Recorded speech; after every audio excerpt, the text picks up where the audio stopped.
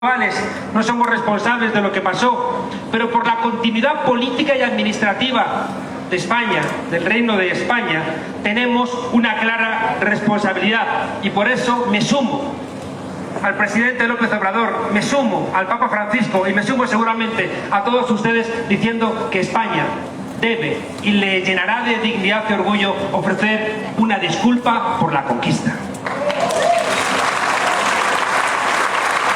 Bueno, y dicho esto, si creen ustedes que por llamarme monedero la idea de devolver yo a ustedes todo lo que se robó, están muy equivocados. Bien, ¿por qué este auge de la extrema derecha en todo el mundo? Yo vengo a identificar un problema real sobre el cual no podemos, y nos equivocaríamos profundamente, hacer un mal diagnóstico. Y cuidado, ni asustarnos, ni dejarlo de lado, sino hacer un buen diagnóstico, porque creo que es un terremoto. Hay una historia que se cuenta en España, Marina, que llamaron del Instituto Sismológico Nacional, una comandancia de la Guardia Civil, a decirles urgentemente, peligrosísimo movimiento sísmico detectado en la zona, 6 grados en la escala Richter, tomen las medidas urgentes, adecuadas, sin ningún tipo de miramiento.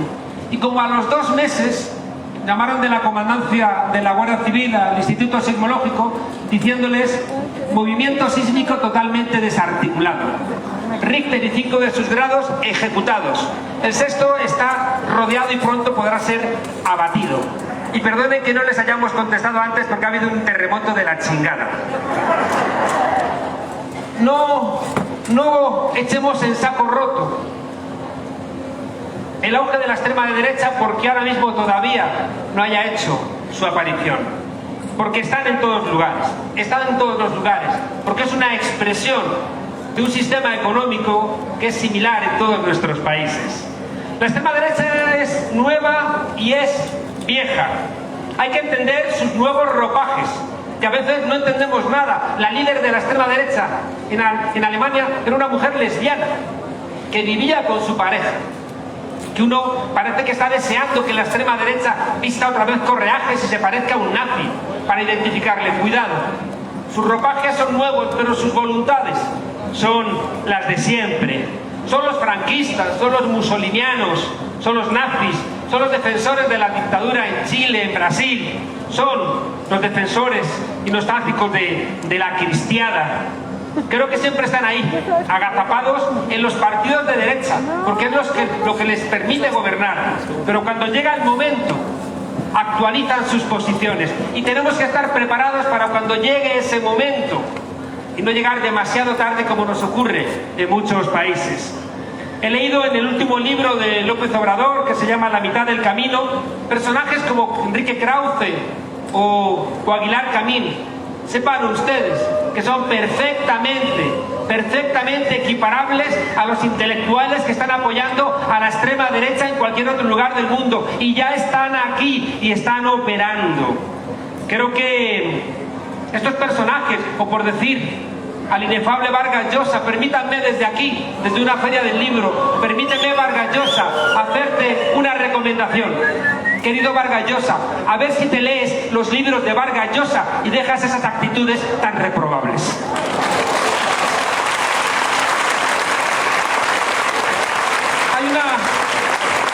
Hay una pregunta relevante, y es cómo identificamos a Vox, cómo identificamos, ya digo, a esta nueva extrema derecha.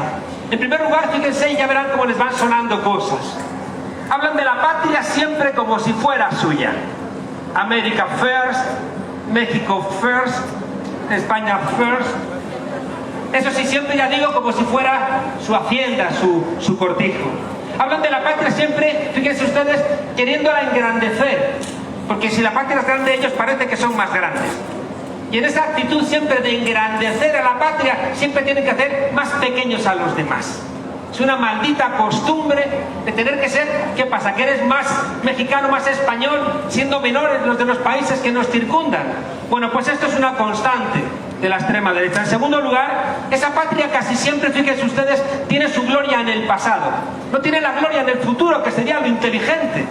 Sería pensar la grandeza de un país construyendo hacia adelante, pero no, siempre está en los confederados. En el caso de Vox está en el imperio. Por supuesto, es curioso que el líder de Vox no hizo el servicio militar, se escapó haciendo trampas, pero luego son ellos muy militaristas, ¿no? Son muy amigos de ejercer esa violencia que siempre, claro, la tienes que ejercer, como decía, sobre otros pueblos.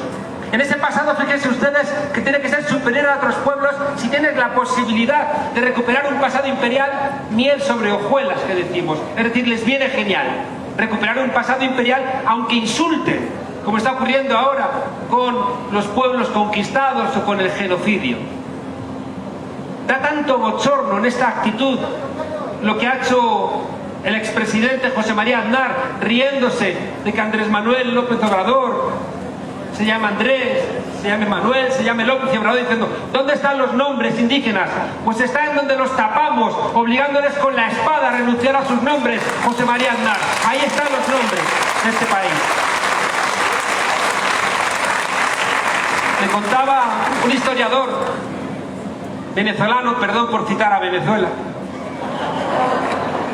me contaba un historiador venezolano una historia muy bonita de un cura español que había estado bautizando a los indígenas, diciéndoles que a Dios no le gustaba que se llamasen Guaycaipuru o Chiquinquirá, y ahora te vas a llamar María, ahora te vas a llamar Pedro. A Dios no le gustan estos nombres que tenéis bárbaros, ahora te vas a llamar Manuel. Y después de bautizarles, los indios iban a comerse un puerco y el curita les dijo: no os comáis un puerco porque a Dios no le gusta que hoy, que es Viernes Santo, comáis un puerco. Comed otro animal, un chigüire, por ejemplo, que es un roedor que se come por allí. Bueno, y el cura se fue entonces, después de bautizarles y hacer la admonición a sus tareas, y al rato regresó y los malditos indígenas se estaban comiendo el puerco. Y el cura, todo indignado: ¿pero qué hacéis? Esto va contra Dios. Y uno de los indígenas agarró al cura y le dijo: tranquilo, padre, que antes de comernos el puerco lo hemos bautizado como chigüire.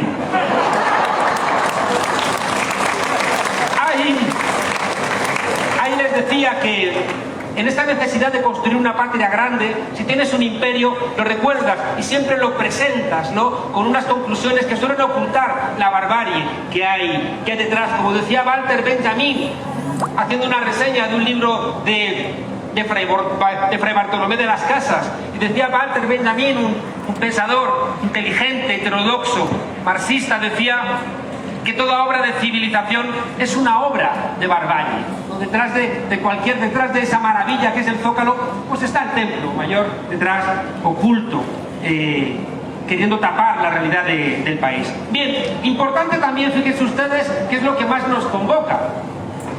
La extrema derecha siempre necesita enemigos, siempre, invariablemente necesita enemigos. Y claro, los buscan fuera otras culturas, o los buscan dentro. Y cuando los buscan dentro son o bien los inmigrantes, que se convierten en algo que les estremece, no vaya a ser que psicoanalíticamente les recuerden quienes ellos fueron o podrían ser, o los buscan, por supuesto, dentro, en las izquierdas. ¿Y saben por qué? Porque las izquierdas son las que siempre suelen señalar, meter el dedo en la llaga de quienes son realmente esas gentes de la extrema derecha.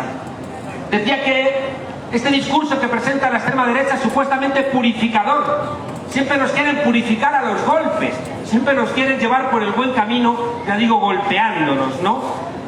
Hay algo que no debemos olvidar: siempre la extrema derecha siempre está al lado del dinero. Los fascismos en todas sus formas son ante todo un gran negocio para algunos. No nos engañemos.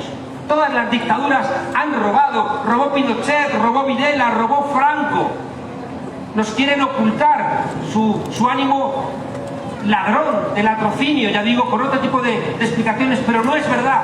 Detrás de la extrema derecha siempre está el dinero, siempre, invariablemente. Prefieren apelar a los sentimientos antes que a las razones, pero cuidado, como diría Pascal, el pensador, no al corazón de la carne, sino a un corazón de piedra, ¿no? Porque lo que realmente buscan es no soportar un debate de ideas. Es que cuando debates con ellos, lo que hacen es gritar. A ver si a fuerza de gritos al final en esa cacofonía no se nota realmente lo que están defendiendo y lo que son. Atacan a la política, porque así atacando a la política, diciendo que todos los políticos son iguales, ellos se presentan como los regeneradores. Y cuidado, algo muy importante, casi siempre son insiders que se presentan como outsiders, es decir, gente de dentro del sistema que se presentan como si fueran antisistema. No me toque usted las narices. O sea que al final Donald Trump, un millonario, resulta que va a ser un antisistema. O Cast, o Milei, o la gente del Yunque.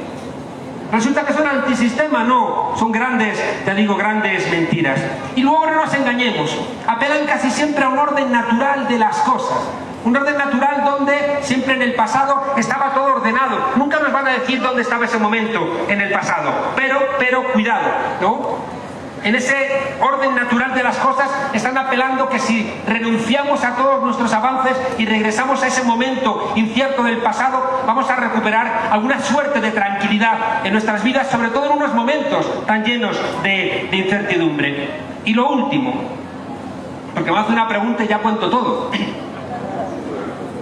Esta gente, fíjense ustedes, apelan siempre a una salida violenta de las cosas, que está profundamente vinculado a una idea de la virilidad. Necesitan ser muy machos. ¿Por qué? Porque en el fondo, en toda su construcción, que necesitan enemigos, necesitan vencer a esos enemigos, necesitan derrotarlos, necesitan ver sangre regando el suelo para justificar, ya digo, sus planteamientos, ¿no? Eso no es el problema, fíjense ustedes. No es el problema, Marina. ¿Sabes por qué? Porque ese tipo de gente siempre ha existido. Si uno mira en el 10.000 antes de Cristo, en las sociedades nómadas, siempre que había alguien que quería abusar de los demás, siempre que había un parásito, lo echaban del grupo e incluso lo ajusticiaban. Desde los comienzos de que tenemos noticia, hemos identificado siempre a los parásitos, a los privilegiados, a los que quieren prosperar sobre las espaldas de las mayorías. Ese no es el problema, Marina. El problema está en que son capaces de convencer a gente que terminan votando a sus verdugos. Y por eso les decía, es tan importante identificarles quiénes son, porque si no se les identifica, corremos el peligro de que pase como ha ocurrido, por ejemplo, en Argentina, que votan a sus verdugos. Después de 3 elecciones, eliminando constantemente la pobreza, la gente vota a Macri. Y en un año, 1 millón más de pobres. Y encima ahora en las siguientes elecciones, en las elecciones de hace un mes, vuelven a votarle. Tenemos que entender cuáles son estos mecanismos, porque si no, ya digo, sin darnos cuenta se nos cuelan. Hay una parte que me preocupa mucho, porque sabemos cómo se han estado colando en México y el PIN parental ha llegado por ahí al norte, pero que tiene que ver en cómo los tratamos con los medios, ¿no? O sea, cómo les abrimos espacio para contar. Las cosas que de pronto nos parecen ridículas, de pronto hacen como intentar echar para atrás una ley que se hizo en España, que la ley Rhodes, en la que se intentaban subir las penas a los pederastas para que no pudieran salir a la calle, y Santiago Abascal diciendo que era una salvajada. Es muy peligroso. Entonces, ¿cómo los tratamos en los medios? Claro, la pregunta en el fondo es ¿por qué han regresado? ¿Por qué están otra vez en todos nuestros países? ¿Por qué están otra vez en España con 53 diputados los que están reclamando la dictadura de Franco? ¿Por qué puede Bolsonaro, un tipo que cuando votó el impeachment de Dilma Rousseff, dijo, voto deseando que te hubieran torturado más cuando estuviste detenida por los militares? ¿Cómo es posible que esta gente haya regresado? Y la respuesta, no creáis que es tan complicada. Regresan igual que los gusanos, crecen en la carne muerta. La extrema derecha siempre, y esto tenemos que entenderlo, la extrema derecha siempre es un producto de la crisis del sistema capitalista. Esto no significa que tengamos que hacer elementos lineales, sin más, ¿no? Decía un filósofo, también venezolano, decía una frase muy brillante, decía que si los papagayos o las cacatúas y los loros fueran marxistas, serían marxistas ortodoxos, ¿no? Repetirían como loros, ¿no? Por cierto, si levantase la cabeza Marx y Rosa Luxemburgo y Lenin, seguramente nos patearían el trasero por seguir mirando más hacia el pasado que hacia el futuro, ¿no? Pero bueno, dejemos eso para otro momento. Decía que la extrema derecha siempre es un producto de las crisis, siempre, en los años 30, en los años 70, en la actualidad. Porque es una respuesta a lo que ocurre cuando el capitalismo entra en crisis. ¿Qué hace la gente normal cuando el capitalismo entra en crisis? Protestar. Porque pierdes tu empleo, porque te lo precarizan, porque los políticos están trabajando al servicio de los que te están expulsando del trabajo, precarizando y no te dan soluciones, y te enfadas con el modelo económico y te enfadas con la política. Y entonces los privilegiados, entonces las élites, se aglutinan, se articulan para frenar la transformación que podrían, aunque fuera hipotéticamente, poner en marcha los sectores populares. No olviden una frase que le cuento a mis alumnos el primer día de clase: siempre nos construyen a los que vemos como nuestros enemigos. Y la extrema derecha es una reacción a la posibilidad de que las mayorías solventen las crisis a favor de las mayorías, porque eso es lo que es una revolución, amigas y amigos. Una revolución no es tomar con las armas el Palacio de Invierno. Una revolución en el siglo XXI es resolver las contradicciones sociales al servicio de las mayorías. ¿Y qué ocurre? Que los privilegiados van a intentar ponerse en contra y van a empezar a armar a grupos y van a empezar a recoger a sectores que están enfadados, frustrados, y con esos sectores frustrados van a empezar a armar una respuesta. Es muy importante, fíjense ustedes, que entiendan que la crisis económica, porque es que esto nos afecta a todos los que estamos aquí y a toda la gente que nos está escuchando, la crisis económica actual del modelo que llamamos neoliberal, esto que llamamos la globalización, nos ha llenado de incertidumbres, nos ha llenado de estupor. Y es muy importante entender, y esto es esencial, que la globalización ha roto nuestros vínculos sociales. La globalización de repente nos ha echado a la intemperie. Y de repente, fíjense ustedes, se ha generado una enorme incertidumbre. Se ha generado un momento en donde los sectores que tenían un trabajo más o menos normal, que tenían un horizonte de vida, de repente piensan que no sabe qué va a ocurrir dentro de 5 años. Y esa incertidumbre necesitan ponerle algún tipo de coto, algún tipo de orden, para que no se les lleve, ¿no?, el miedo. Es muy importante, fíjense, entender que cuando los grupos subalternos, aquí por ejemplo en México, igual que en España, igual que en todos lados, cuando los grupos subalternos reclaman sus derechos, los que son responsables de que haya grupos subalternos no entienden que esos grupos estén ganando derechos, sino que ellos están perdiendo derechos. No van a leerlo como que ellos están perdiendo privilegios porque la sociedad se está haciendo más democrática. No. Van a pensar que lo que está ocurriendo es que les están quitando, gente que no se lo merece, sus derechos. Y por eso cuando de repente emergen grupos, sean las mujeres, sean grupos indígenas, sean trabajadores precarios, reclamando un nuevo espacio, los que se benefician de esa lógica de desigualdades empiezan a articular que están acabando con el orden, que están acabando con la patria, y empiezan, ya digo, a armar esa extrema derecha como una posibilidad de mantener el statu quo. Y por supuesto, como son los dueños de los medios de comunicación, ahí van a estar ellos imprimiendo su lógica. Fíjense ustedes, y esto por favor quizás sea de lo más importante que quería compartir con ustedes, con vosotros y con vosotras. Estamos en un momento en donde, como decía Benedetti, cuando teníamos las respuestas nos han cambiado las preguntas. El mundo se ha acelerado. El cambio climático nos amenaza. Las movilizaciones de los seres humanos las trasladamos en directo, en tiempo real, generando ese susto, ese miedo que va a ser caldo de cultivo también de la extrema derecha. El mundo del trabajo se ha quebrado. En Europa un trabajo no dura más de 6 meses, mientras que antes el trabajo era lo que nos ordenaba la vida, era nuestra identidad, era nuestra manera de estar en el mundo. La familia se ha visto igualmente transformada por la evolución de los derechos de las mujeres, que no están dispuestas a asumir esa condición subalterna. No conozco ninguna mujer que quiera vivir como sus abuelas, por mucho que adoren a sus abuelas. Fíjense que todos esos cambios Los tenemos que tener en la cabeza porque son reales de nuestra cotidianidad. La familia está transformándose. Dios ya no es una explicación a todos nuestros problemas. Dios ya no nos sirve para explicar todo lo que nos ocurre. La nación, que era un espacio de cierta certidumbre, está agujereado. ¿Cuántos? 23 millones de mexicanos están en Estados Unidos. La nación, sin embargo, sigue estando ahí de alguna manera como algo que te acompaña, pero ya no estás en el país y el país penetra la cultura de otros lugares. ¿Por qué digo que esto es muy importante? Porque esa nación que ya no nos cuida, que ya no nos educa, que ya no nos atiende, expresa una suerte de sálvese quien pueda. El modelo neoliberal, eso que llamamos neoliberalismo, que explicó un autor francés diciendo que la sociedad neoliberal es una sociedad donde todos somos empresarios de nosotros mismos. Una sociedad neoliberal es una sociedad donde todos vivimos como si fuéramos empresas y estudiamos para invertir y luego vender más cara nuestra mano de obra.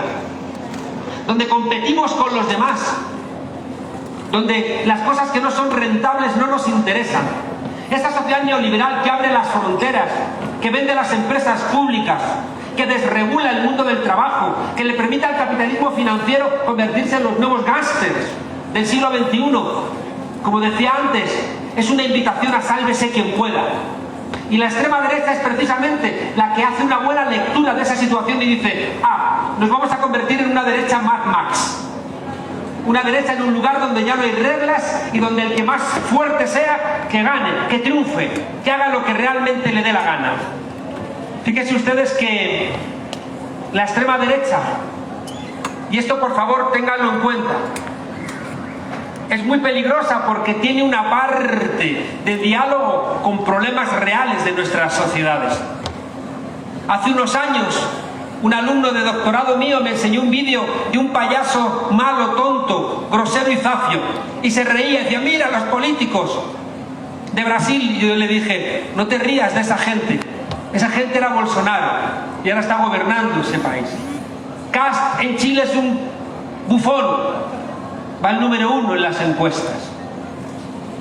Aquí, en México, si ocurriera lo que ha ocurrido en otros países, un acontecimiento que de repente le permita a esta extrema derecha, que ahora está, como bien ha dicho el presidente López Obrador, agazapada en el PAN y en el Yunque, en otros lugares, si de repente ocurriera un acontecimiento como en Hungría, la inmigración de refugiados sirios, o como Trump en Estados Unidos, la inmigración de esa caravana centroamericana, o como en España, una presión secesionista por parte de Cataluña, ahí entonces viene la extrema derecha y dice: yo tengo la solución. Y si están dadas esas circunstancias que les decía, esa ruptura de los vínculos, esa falta de empatía, esa falta de reconocimiento de la aventura colectiva, van a venir los de la extrema derecha a decir: yo te autorizo a que seas un sinvergüenza y un canalla, yo te autorizo a que robes, yo te autorizo a que seas violento, yo te autorizo a que utilices las armas contra quien tengas que utilizar las armas, yo te autorizo a que desprecies a los débiles. Y en ese momento, si se desarbola, si se desarma la sociedad, es el momento de la extrema derecha.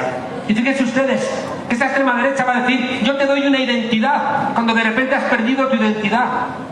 Yo te voy a dar vínculos, pero cuidado, cuidado. La extrema derecha está diciendo, Vox está diciendo: que la familia no funciona. Yo te doy una familia, pero es la familia tradicional, la familia donde las mujeres no tienen derechos. Yo me quiero poner de pie. La familia, estoy ahí como agazapado yo también. La familia, fíjense ustedes, que quieren recuperar, es la familia tradicional, donde los hijos no tienen derechos, donde las mujeres no tienen derechos, donde el orden reproductor es el orden que marca el hombre viril, que cuando quiere insemina a la mujer, y por eso no puede haber aborto, por eso ni siquiera puede haber una reproducción, una sexualidad al margen de la reproducción. Por eso odian al mundo LGTBI, odian al mundo LGTBI porque les cuestionan su virilidad. ¿Cómo puede un hombre no ser tan hombre como yo si también es un hombre? Y si ese hombre no es tan hombre, yo que también soy un hombre, igual es que yo tampoco soy tan hombre. Y como este pensamiento es un poco complejo y no son muy listos, pues se lían. Y fíjense, ya digo, ofrecen un modelo de familia donde las mujeres no pueden tener el control sobre su propio cuerpo, porque se les desmorona ese edificio violento, viril, anclado en el orden natural donde la familia tenía esa importancia. Ofrecen igualmente, y es terrible, una religión. Y dicen, que la religión ya no funciona, yo te ofrezco un modelo de religión. Y ese modelo de religión no es un modelo de religión de la fraternidad, de la compasión, de la resurrección, sino es el del castigo, el de la cruz, el de la amenaza. Bien sean los sectores de la Iglesia Católica más reaccionarios, pero si están diciendo que el Papa Francisco es bolchevique, están atacando al Papa Francisco. ¿Por qué? Porque el Papa Francisco acaba de regañar a los de las fake news y acaba de decir menos basura, menos sensacionalismo, menos mentiras en los medios de comunicación, por favor, y un poquito de fraternidad. No les vale. O las iglesias neopentecostales, que son negocios, pero son negocios, cuidado, y esto es muy importante también. Son iglesias que se han hecho un hueco porque nosotros nos hemos retirado de esos espacios sociales. Porque hace 30 años los sectores progresistas estaban en los barrios, estaban con la gente humilde, estaban acompañándolos y nos fuimos y dejamos ese hueco. Y ahí es donde se han colado estas iglesias neopentecostales. Así que menos llorar y menos trabajar en el barrio con el pueblo.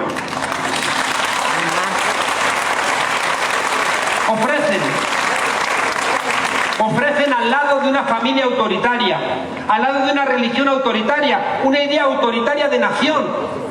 Van a ofrecer aquí, igual que en España, un México autoritario donde no caben muchos mexicanos. El otro día decía un general en España, en un chat privado, que los jueces, por lo visto, no sé cómo entienden las cosas, pero no vieron ningún tipo de delito. Un tipo diciendo, hay que fusilar a 26 millones de españoles.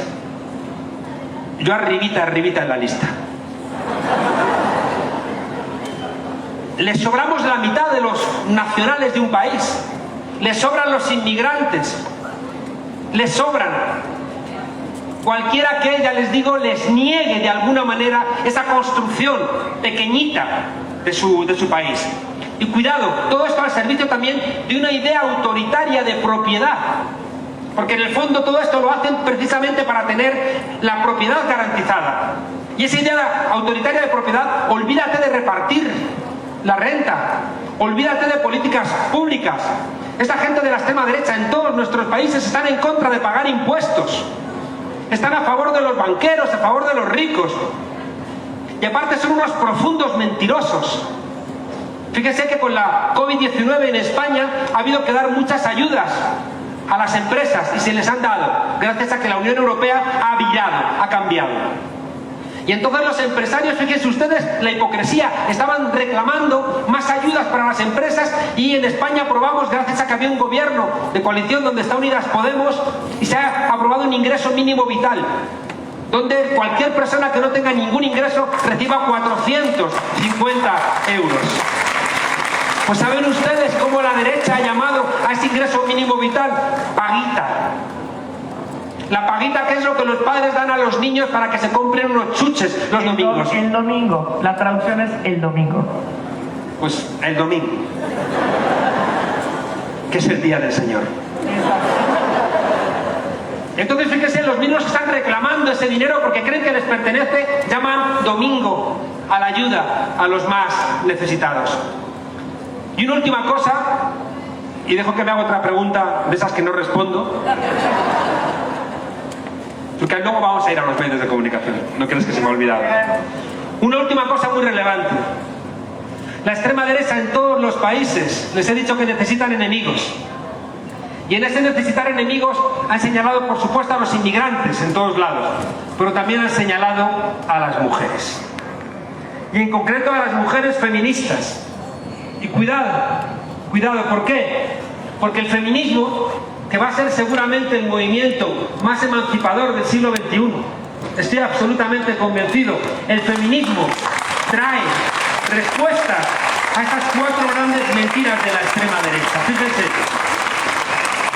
La extrema derecha dice, os ofrecemos una familia tradicional, patriarcal, y las feministas dicen, no, vamos a armar una familia diferente. Una familia basada en el amor, en el reconocimiento mutuo, donde los niños tengan derechos, donde nos queramos y donde tú no seas superior a mí ni yo sea superior a ti. O sea, tienen una idea alternativa de familia. Tienen una idea alternativa de religión, las feministas. Piensan en una religión que nos religue, que nos vuelva a juntar. Una idea de religión basada en lo comunitario. ¿Saben ustedes que común viene de comunis, que es lo contrario de inmunis? Inmunis es lo que nos tiene inmunizados, lo común es lo que nos afecta. La idea de religión, de la gente que está en grupos de base, en todo el mundo islámico, en Europa, en América Latina.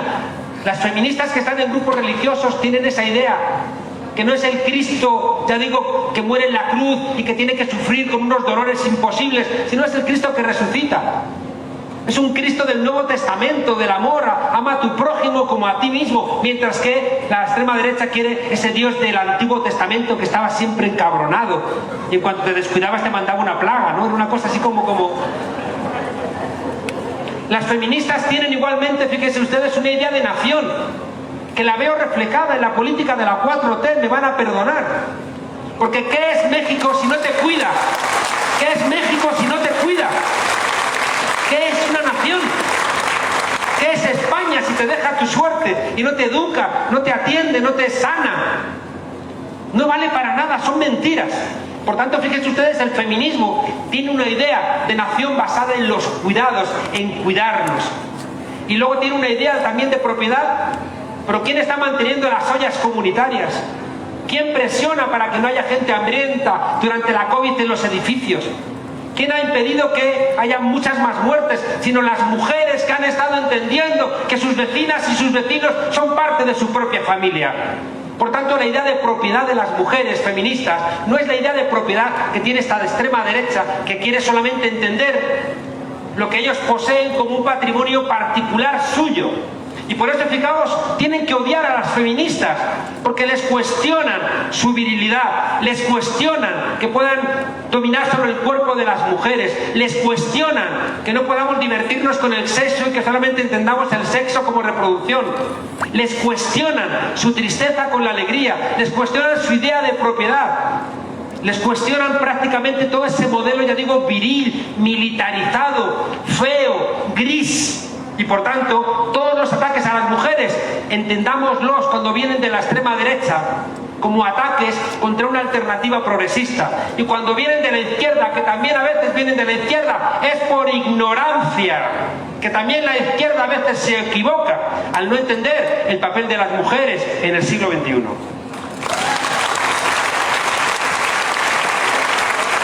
Creo que quedó claro, queremos una 4T feminista como la que él dice, ¿verdad? No como la que estoy diciendo.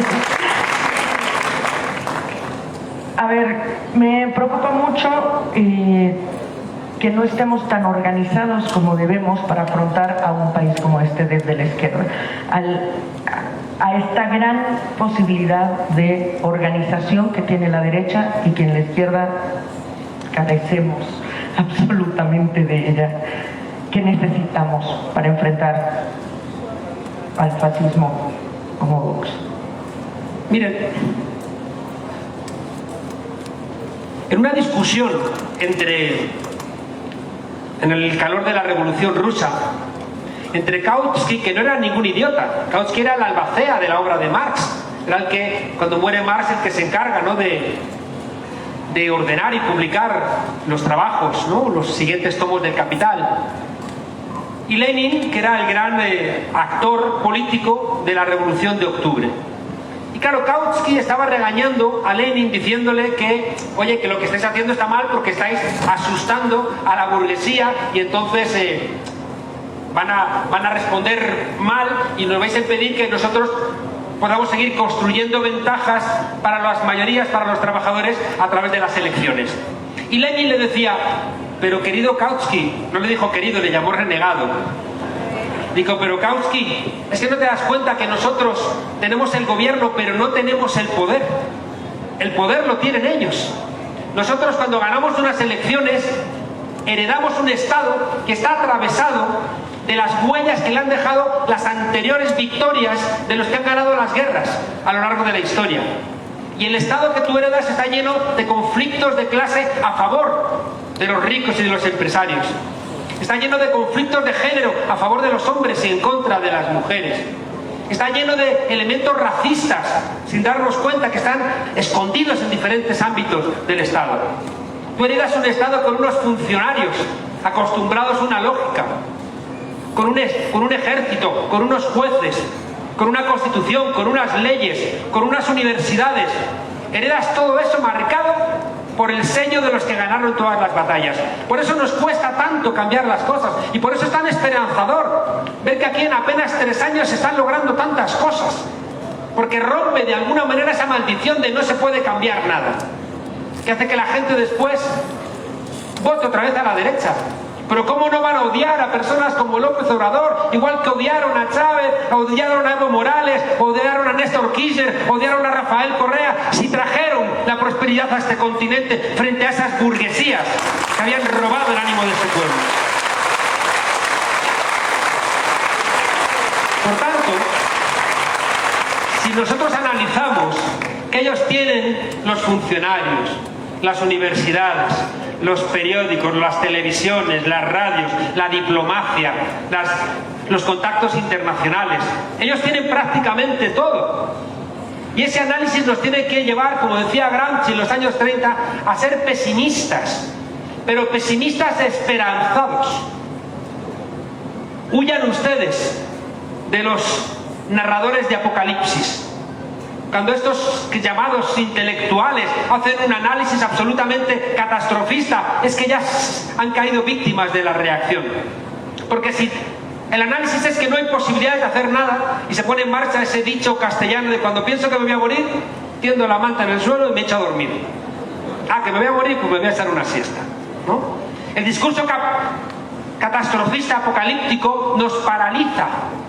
Y por eso fíjense ustedes, es tan importante cuando en algún país se logran cambios, toda esa internacional del odio y la mentira que está articulando la extrema derecha, y por eso ha venido aquí Vox a envenenar, porque el éxito de México con López Obrador y la Cuarta Transformación es algo que alimenta lo que está pasando en el resto de los países del continente. ¿Cómo no va a venir Vox aquí si de repente dice el presidente López Obrador en el aniversario de Bolívar que hay que recuperar la unión de los pueblos americanos para que no sean ustedes lacayos de ningún país como ocurre con la OEA? ¿Cómo no van a venir aquí a intentar frenar eso?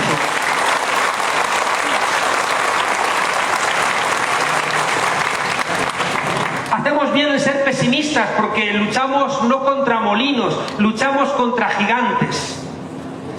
Y esos gigantes son muy poderosos y por eso tenía razón Marina, no nos relajemos nunca. Porque en el momento en que nos relajemos van a empezar a colarse por los intersticios, porque hay muchos rotos en nuestras sociedades, porque hay mucha incertidumbre, porque venimos de medio siglo de neoliberalismo que nos ha roto las costuras de nuestros países. Y es muy fácil que ocurra eso que decía Elías Canetti, ponernos a aullar con los lobos para que no nos coman. Y gente que de repente se pasa al lado de la reacción pensando que así va a librarse de la quema. No, ahí no está la solución. Decía Gramsci que contra el pesimismo de la inteligencia hay que oponer siempre el optimismo de la voluntad.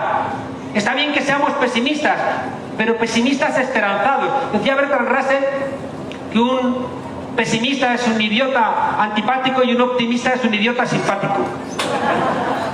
No seamos ni pesimistas ni optimistas, pero tengamos un pesimismo en el análisis y un optimismo en las soluciones. Cuando yo estudiaba en Alemania, recuerdo que había un cartel allí debajo de la Bongemeinschaft donde yo vivía. Esto lo he dicho en alemán para hacerme el listo. Problema de... Pero ya no voy a decir más en alemán.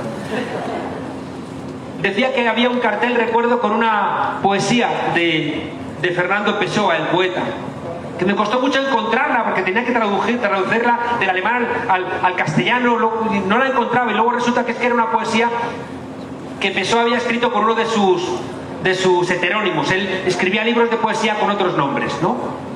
Y decía, fíjense ustedes qué bonito, decía, y si ya no puedo creer que nada sea verdadero, ¿por qué sigue viniendo cada noche la luz de la luna a batir la hierba?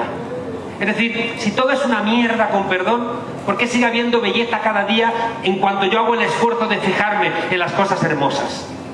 Tenemos la obligación, ya les digo, de entender que estamos peleando contra gigantes, pero somos capaces de derrotarles. Ahí está el ejemplo de Bolivia, que con un golpe de Estado, con todos los medios de comunicación en contra, el movimiento al socialismo saca el 55% de los votos. Ahí están estos pelaos en Colombia. Antes de ayer estaba con María José Pizarro, que va en la ficha con Gustavo Petro, y nos contaba llorando allí en Madrid, decía, pelaos de 15 años envueltos en la bandera, les dispara la policía, y cada muchacho de esos que muere envuelto en la bandera de Colombia es una esperanza para ese continente, para ese país y también para este continente. La gente en Chile, capaz de romper con la maldición terrible de la Constitución de Pinochet, que de repente han arrancado en la calle esa gente joven poniendo el pecho para lograr un proceso constituyente, y ya veremos si no gana las elecciones Gabriel Boric en unas semanas.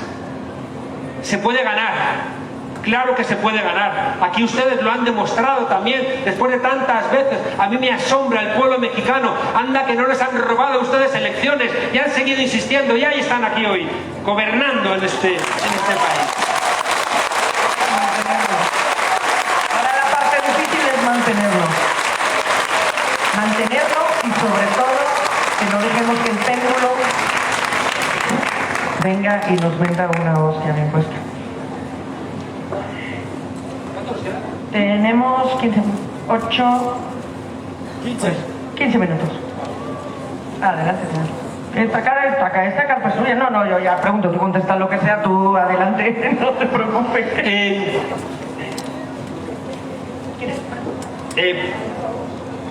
Pues si quiere la gente preguntar, yo encantado. ¿Abrimos a preguntas? Yo encantado. Digo una cosa y abrimos preguntas. La extrema derecha tiene una parte atractiva, como les decía, porque a gente que está frustrada, gente que está desubicada, gente que no termina de entender qué le ocurre, les está otorgando una identidad, una bandera, como que les militariza, y de repente se puede poner de moda ser de extrema derecha. Está ocurriendo entre alguna gente joven en España, que de repente es como una moda. ¿Por qué? Porque a gente joven les está entregando, ya digo, un enemigo, una manada para pelear.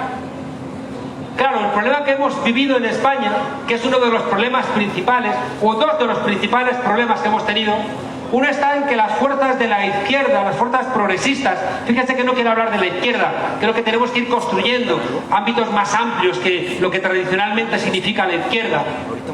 No hemos tenido las herramientas adecuadas para poder convertir todo este vapor social en una turbina que se ponga en movimiento. Aquí lo han conseguido con Morena, pero cuidado, Morena está sometido a enormes tensiones.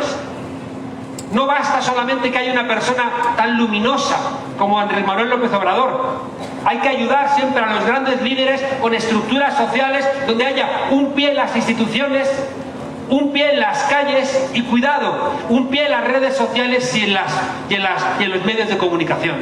Y se lo repito, la lucha contra la extrema derecha nos reclama que cada uno de nosotros tengamos un pie en las instituciones, que tengamos una parte de nuestra cabeza queriendo gobernar.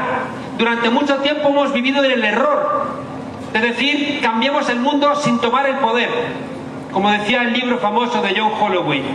Y mientras que nosotros estábamos en las calles protestando, ellos estaban felices gobernando nuestras ciudades, nuestros pueblos, nuestras gobernaciones y nuestros países. ¿Por qué han empezado a odiar tanto a Podemos en España? ¿Por qué la derecha siempre ha odiado tanto al comunismo? ¿Ustedes creen que la extrema derecha odia al comunismo por una cuestión de ideología? ¿Ustedes creen que odian al comunismo porque dicen que el comunismo atenta contra los derechos humanos? Pero si están enamorados de Israel, están enamorados de la extrema derecha de Arabia Saudí, si están enamorados de los que golpean a los homosexuales.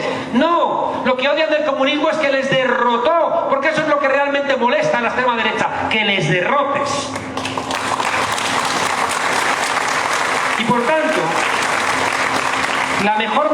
luchar contra la extrema derecha implica que estemos, ya digo, cada uno de nosotros en 3 lugares.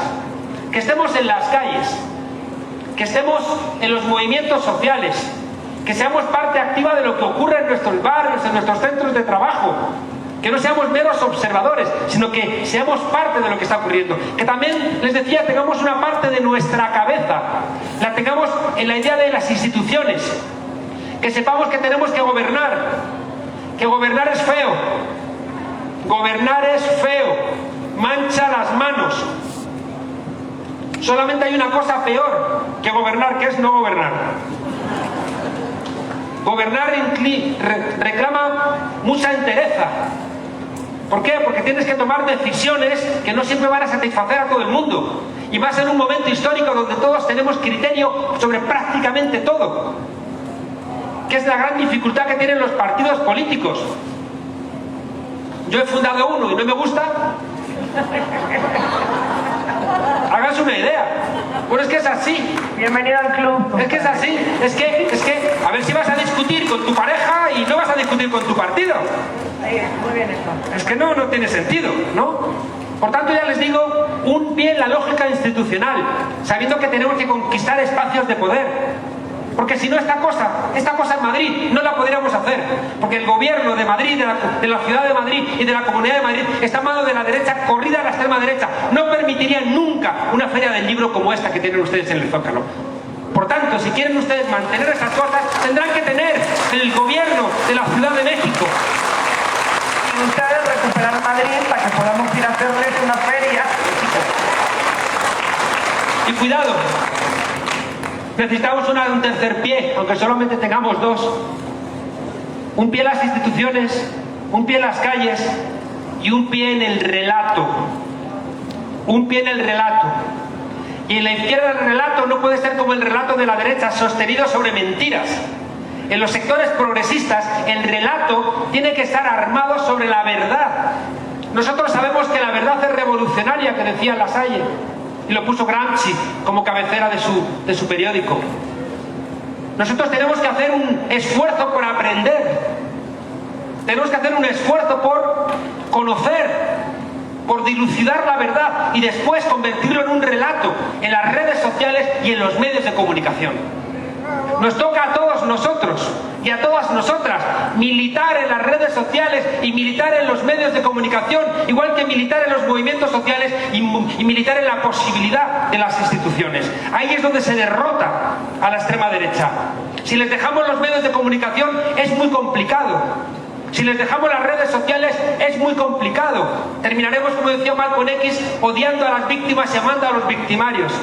Si les dejamos las calles, estamos perdidos, porque la única posibilidad de cambio, incluso cuando tenemos el gobierno, es la gente en la calle empujando. Claro. Y si no tenemos los gobiernos, los ayuntamientos, las alcaldías, tampoco podemos avanzar.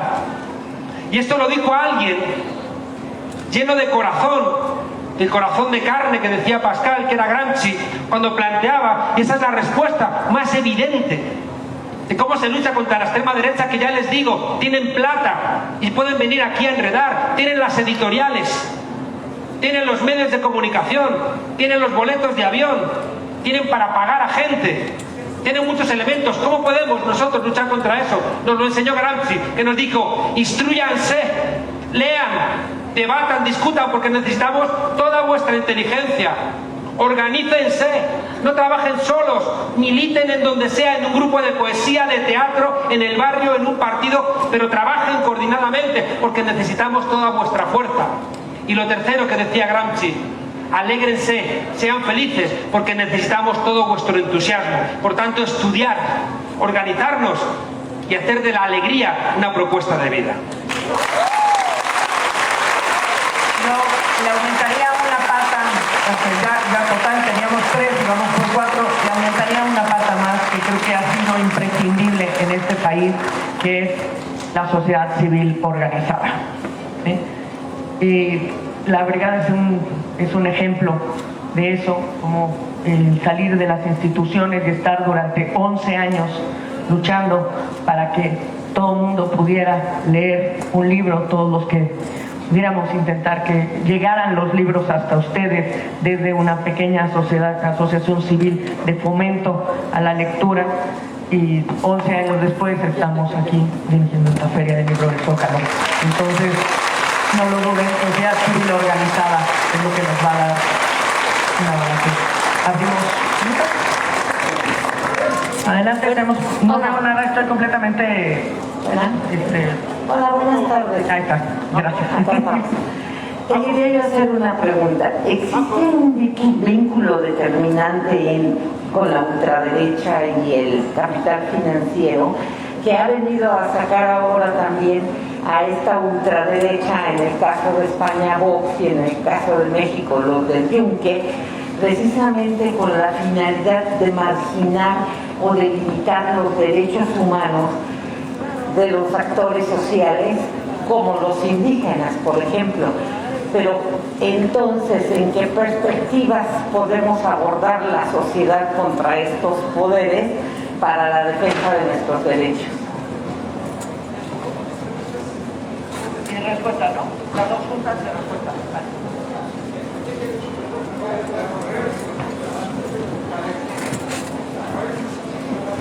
Están hablando por allá. Ahí está.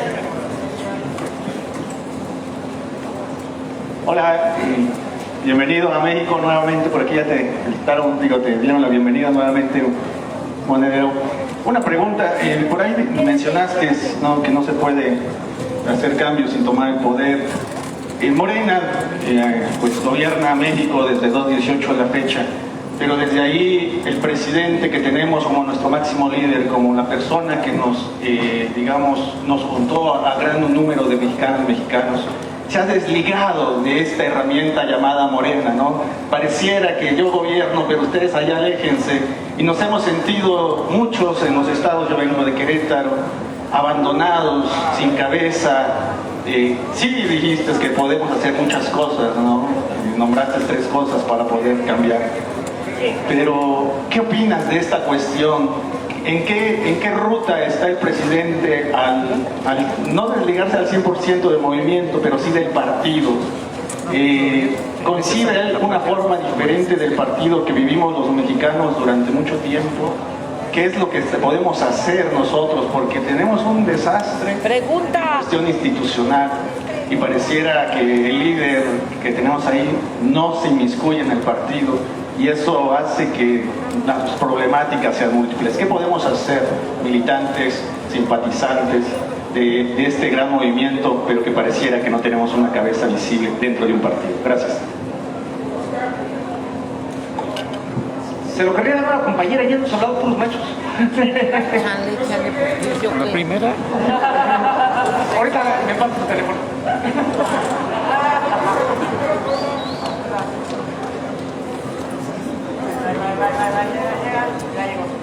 Oye, pues muchísimas gracias porque estás por acá. Comentarte que es una gran responsabilidad la que tenemos del apoyo al licenciado Andrés Manuel López Obrador, porque sí es un líder que creo que muy difícilmente se va a dar. Pero yo te quiero preguntar, en Brasil, por ejemplo, cuando Bolsonaro toma acciones en el tema del medio ambiente, la responsabilidad que tenemos los ciudadanos al elegir una persona, en el caso de Brasil, como Bolsonaro, y que está acabando con la Amazonia, y que eso nos perjudica a todo el mundo, se puede decir.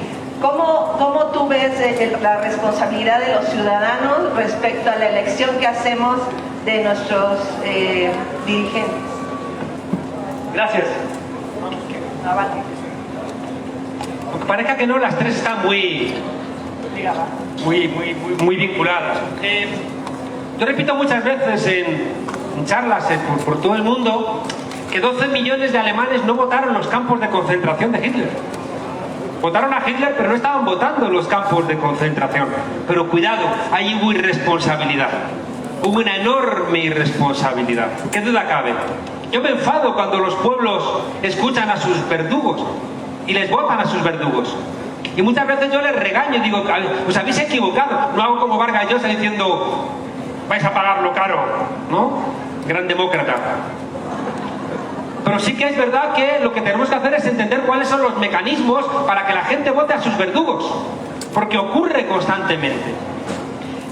Hay una cosa que yo he visto muchas veces que, miren, una cosa que me contaba Dilma Rousseff, la expresidenta de Brasil. Antes de que le hacen ella un golpe, ahora los golpes de Estado ya no son como en el siglo XX, Los golpes de Estado ya no son bombardeando el Palacio de la Moneda como el 11 de septiembre del 73 en Chile, no. Los golpes de Estado ahora son parlamentarios o lo dan los jueces, siempre con apoyo mediático, siempre con apoyo mediático.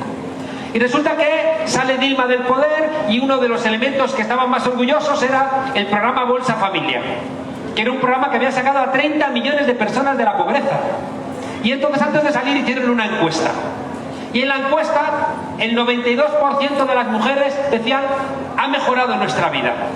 Indudablemente en los últimos 5 años ha mejorado nuestra vida. Y luego le preguntaban: ¿a qué cree usted que se debe? Y creo que era el 78% decía: gracias a Dios. Después, gracias a mi esfuerzo. Después, gracias a mi familia. Después, gracias a los empresarios. Y por último, gracias al programa Bolsa Cero, o sea, Hambre Cero del gobierno.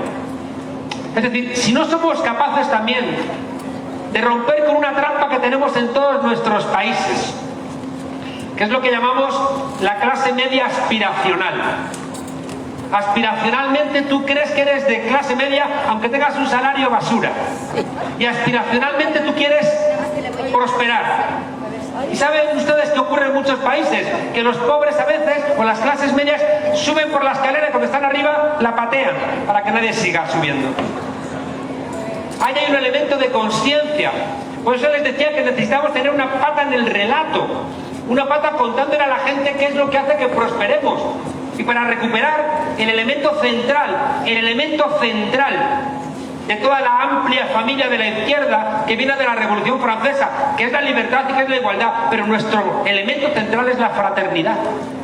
Ese es el elemento central que tenemos que ya digo, que mantener. Y la fraternidad se debilita cuando la gente prospera y lo que antes se encontraba en la vida comunitaria ahora va a comprarlo al mercado. Y en ese viaje de comprarlo al mercado te desideologizas. Y de repente vienen estas recetas fáciles y simplonas de la extrema derecha y la gente dice: ah, me explica mi comportamiento, la compro. Por tanto, fíjense ustedes, no se trata tanto de regañar a la gente por votar a los verdugos, sino ser nosotros inteligentes como son, por ejemplo, en su proyección mediática, la derecha y la extrema derecha. Hacen muy buenos productos culturales, hacen buenos programas de televisión, construyen bien sus relatos, escuchan mucho a la gente, se gastan una plata en hacer grupos de discusión y demás. Mientras que nosotros, porque no aprendemos de las cosas que ellos hacen mejor que nosotros, no lo hacemos a menudo. Tenemos dificultades, ya digo, para imitar esos comportamientos que hacen que alguien no tenga esa tentación de decir que, hombre, que ha sido gracias a mi esfuerzo, gracias a Dios, al empresario, y no darte cuenta de que gracias a que votaste a Lula y a Dilma has tenido esa posibilidad. Porque si no, de repente la presión de la extrema derecha va a hacer que te olvides. Y por eso decía, necesitamos una pata en el relato. Hace un rato estaba con Rafael Correa y compartíamos: es casi imposible pelear contra los medios de comunicación que diariamente te están machacando con el mismo discurso. Si a veces es fascinante que llegamos a donde hemos llegado. Uno mira el control de televisión Azteca, de Televisa, de los periódicos, de las radios, ve el discurso constante de estos pseudointelectuales que se venden. Perdón, los intelectuales de la derecha de México no se venden, se alquilan. Baratito, no se alquilan.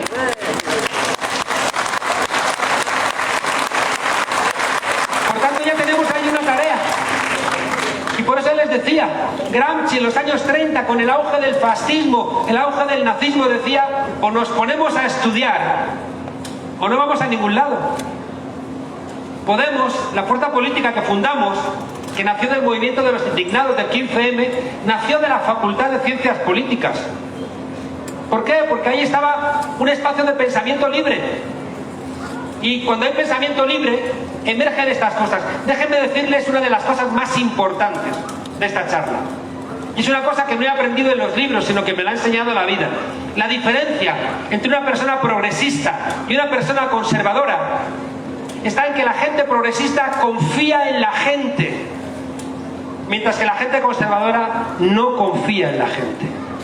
La gente conservadora cree que somos ángeles caídos, malos por naturaleza, egoístas, depredadores, y por tanto siempre nos tienen que tener bajo sospecha constantemente. Si una persona progresista pierde la confianza en la gente, apaga y vámonos, te han derrotado. Eso no significa tener una mirada ingenua de que no puedes regañar a la gente porque haya votado a Bolsonaro y haya creído sus mentiras. Claro que podemos hacer eso. Lo otro es un paternalismo. Dicen, no, el pueblo no se equivoca. ¿Cómo que no se equivoca? Si vota a Bolsonaro. Claro que se equivoca. El pueblo lo que hace es soberano y la decisión que toma es soberana, claro. Por supuesto que se equivocan. Y por eso es tan importante, les decía, que nosotros tengamos esa pata en la formación. ¿Quién ha controlado siempre las universidades? ¿Quién ha comprado siempre a los intelectuales? ¿Quién ha controlado las revistas, los medios de comunicación, los periódicos, las radios? ¿Quién ha organizado siempre estas ferias? ¿Cuántos progresistas salen de otras ferias internacionales aquí en México? ¿Cuánta gente se alimenta realmente o al revés les está dando otra vez esa sopa recocida de los mismos? Les tiene que poner de los nervios que estén ustedes aquí, comprando libros baratos, escuchando a gente que tiene una mirada alternativa. Se vuelven locos, se inventarán, mañana dirán cualquier barbaridad de mí. Pero no se preocupen que ya estoy acostumbrado. La segunda pregunta tiene que ver con el compañero. Creo que si tuviera que resumirles el principal error de los gobiernos de la izquierda o progresistas en el mundo, para mí el principal error es que hemos fracasado a la hora de construir partidos-movimientos. Ganamos las elecciones, ocupamos un estado que hemos heredado y sacamos a todos los cuadros del partido y todos los cuadros del movimiento social al estado. Y dejamos absolutamente vacía la sociedad, dejamos vacío el partido. Y encima estamos ahí lidiando con un estado, mal que bien, y hemos dejado desguarnecido el flanco social y el flanco del partido movimiento. Eso es un error, es mi gran pelea, mi gran pelea.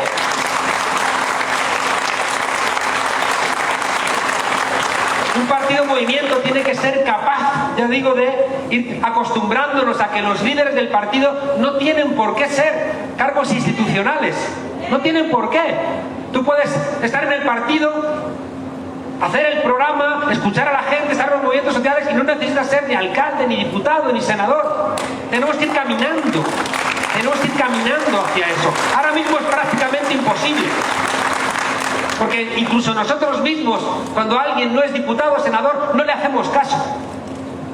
Y los medios de comunicación no le hacen caso. Y dicen, si no es senador o diputado, no será importante. Pero son elementos que tenemos que hacer un buen diagnóstico para después, también ya digo, construirlo. El partido movimiento tiene que acompañar y crear los propios liderados, amigas y amigos. El partido movimiento tiene que ampliarse. El partido no puede ser un grupito como en el siglo XX, decía Lenin, un grupito de profesionales de la política. Eso ya no funciona en el siglo XXI. El partido tiene que ser más abierto. Tenemos que entrar en el partido, salir, poder estar trabajando sin necesidad de tener cargos, abrirnos a amplios sectores sociales. Pero saben que es muy importante que haya siempre un núcleo, como decía Federico García Lorca, que creó la Barraca para llevar teatro por los pueblos de España, y le preguntaban, ¿cómo has logrado eso? Y él decía, porque tenemos un grupito de misioneros patológicos. Un partido movimiento necesita esa generosidad, donde estás en política no para tener un puesto de trabajo, no para tener una chamba, no para tener un salario, sino que estás en política porque es tu manera de estar en el mundo de una manera decente. Por tanto,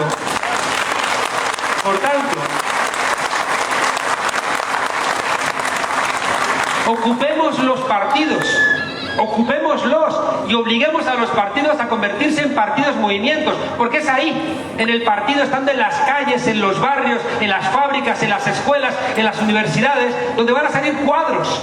¿De dónde salen los cuadros? ¿De dónde salen? si no es del trabajo político vinculado de alguna manera, ya digo, a esta triple lógica de las calles, el relato y las instituciones?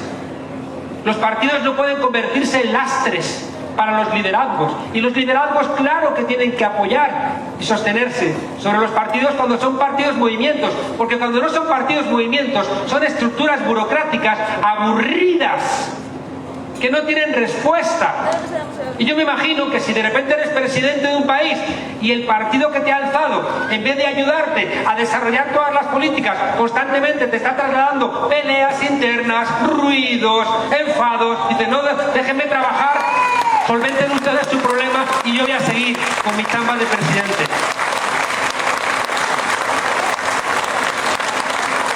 Y lo último, la extrema derecha tiene mucha plata, mucha, y tiene medios de comunicación, muchos, y tiene contactos con el capitalismo internacional, claro, y tienen, por ejemplo, fíjense ustedes, ahora mismo se han vinculado a una gran empresa, una gran fundación que se llama Atlas Network, que están controlando prácticamente todo el flujo en Internet.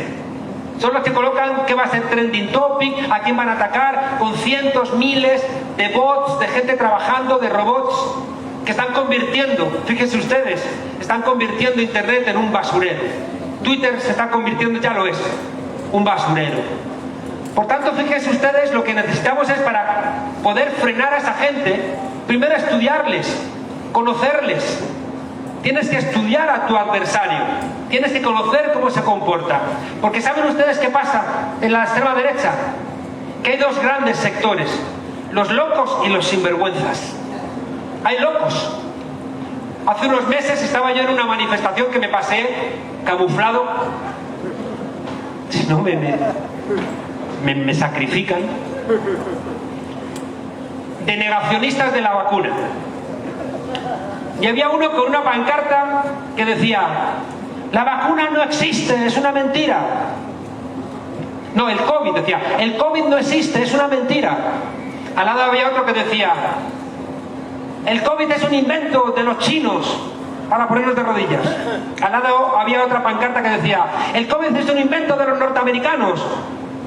Había al lado otro que decía, el COVID es un invento de Bill Gates, que nos quiere poner un chip con la vacuna. Y yo pensaba, como se lean las pancartas unos a otros, van a terminar a golpes. En la extrema derecha hay locos, pero cuidado, hay sinvergüenzas. Está preñado de mentirosos.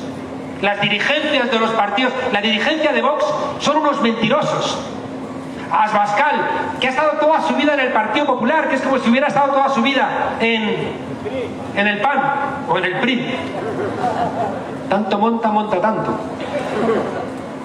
Y de repente, fíjense ustedes, sale con ese discurso militarista. Un tipo que hizo trampas para no hacer el servicio militar. Un tipo que no ha trabajado nunca fuera de la política. Que siempre ha tenido cargos. Y cuando perdió un acta de diputado, le montaron un chiringuito, como llamamos allí, donde nunca hizo nada y le pagaron 100.000 euros anuales. Rocío Monasterio, la otra líder de Vox, la pillaron el otro día falsificando la firma del Colegio de Aparejadores en una obra. ¿Y saben ustedes qué dijeron los jueces? Que es una cosa que estamos todavía estupefactos. Dijeron los jueces, la falsificación de la firma es tan burda que no tenía mala intención.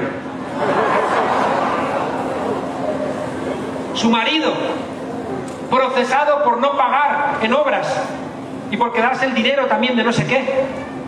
Es decir, la dirigencia ya tiene unos cuantos encarcelados, condenados por ladrones. La extrema derecha está llena de mentirosos, pero esos no son los que nos preocupan, porque siempre están ahí.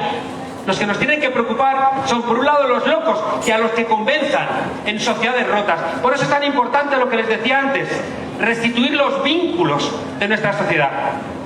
Y para restituir los vínculos necesitamos, como les decía, esas tres cosas que nos invitaba Gramsci, de instruirnos para que nuestra fuerza emerja, de organizarnos para que realmente podamos dar respuesta a estos gigantes y no perder la alegría. Yo lo aprendí en América Latina, que decían ustedes, somos mayoría, somos alegría, porque si perdemos la alegría, perdemos mucha capacidad de fuerza. Y no olviden ustedes, una cosa, y nunca mejor decirlo aquí en una feria del libro, donde hemos venido a escuchar, a leer y a aprender. No olviden eso que decía Bertolt Brecht, que solamente los pueblos con conciencia son los pueblos que tienen esperanza. Adelante, que sí se puede.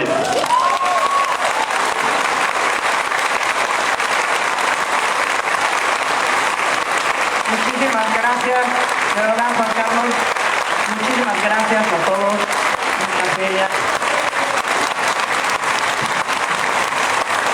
Muchas gracias. Y tenemos,